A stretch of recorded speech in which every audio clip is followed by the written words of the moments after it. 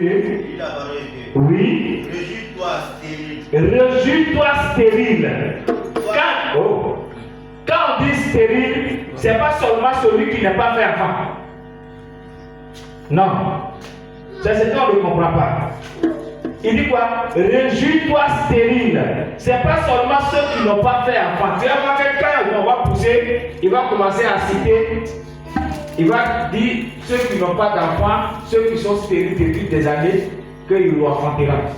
Mais quand on dit stérile, tu peux être stérile financièrement, tu peux être stérile dans la maladie, tu peux être stérile dans les difficultés et dans les problèmes. Voici, il n'y en a pas, tu es stérile. Ça va? S'il n'y en a pas, tu es stérile. C'est que tu cherches qu'il n'y en a pas, tu es stérile de ça. Ce n'est pas seulement enfantement. Et chrétiens que nous sommes aujourd'hui, il y a beaucoup de choses qui bloquent dans notre vie. Il y a beaucoup de choses qui ne vont pas dans notre vie. On est stérile. Mais il dit quoi? Réjouis-toi stérile. Ça veut dire qu'il faut être content ce matin. qu'à partir d'aujourd'hui, les données vont changer dans ta vie. Tout ce que l'ennemi a fait pour vouloir te détruire, pour vouloir détruire ta maison, pour vouloir détruire tes enfants, pour vouloir détruire tes finances, pour vouloir détruire ton travail, tout. Le temps est arrivé que le Dieu que nous prions, Jésus-Christ de Nazareth, s'est levé sur son trône de gloire pour nous consoler, pour nous libérer ses enfants qui sont stériles, qui sont sous la servitude du diable et ses agences.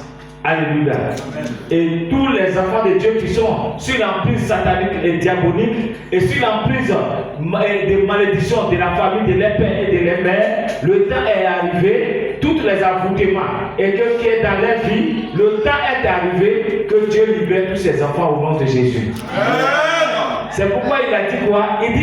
Il dit quoi? Réjouis-toi. À partir de maintenant, si toi tu te soucies de tes problèmes encore, c'est que c'est toi qui te tue. Alléluia. Attends. Comment de fois tu as pensé jusqu'à là ton problème aujourd'hui? Hein? Combien de fois toi tu as un problème et puis le problème là, la solution est que tu dois fléchir tes genoux pour prier, ou soit la solution est qu'il faut chercher l'argent pour résoudre les problèmes. Mais aie tes pensées, tes soucis que tu as et puis tu maigris jour et nuit là, tes soucis que tu as et ton cœur est toujours gonflé et que tu as riché aujourd'hui là, ça a arrangé quoi? Ça a changé quoi? Tu as des pensées, beaucoup ont pensé ils sont morts. Tu as des pensées, ça a changé quoi? Si ce n'est pas lui seul, Jésus-Christ de Nazareth, qui peut te consoler, qui peut nous consoler. Amen. Alléluia. Amen. C'est lui seul qui sait le plan qu'il a tracé pour chacun de nous. Amen. Tu sais, moi je n'aime pas dire qu'on doit, comment dit-on? Je n'aime pas que, il y a quelque chose que je n'aime pas. Ça va aller. Pourquoi ça n'est pas allé? Hein? Ça va aller. Pourquoi ça n'est pas allé? Mais c'est à cause de tes soucis là que ça n'est pas allé. Lorsque tu passes négativement, tu auras toujours les choses spirituelles négatives. Il faut regarder quelqu'un. Et puis, lui, chaque moment, il dit je suis pauvre. Ça va pas où? Ça va pas où?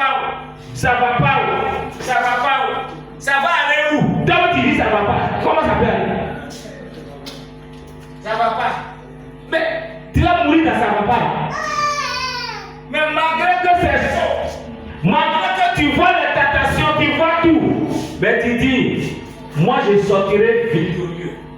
Mais malgré ça, tu sais que ça va pas. Mais tu dis, je sortirai victorieux. C'est une fatigue chrétienne. Je ne sais pas comment je vais faire. Je ne sais pas comment ce qui m'est arrivé là, comment je vais m'en sortir, ce qui m'arrive là. Moi, je ne comprends pas. Ça là, c'est difficile. Toi, tu peux arranger quoi? À lui que tu dois te confier et tu vas dire que tu as un Dieu que tu pries. Tu dois dire à ton Dieu, moi je sais que la souffrance que je mène aujourd'hui, un jour viendra que moi je sortirai dans cette souffrance au nom de Jésus. Seigneur, fais-moi sortir dans cette souffrance. Tu peux prier aujourd'hui et puis Dieu n'est pas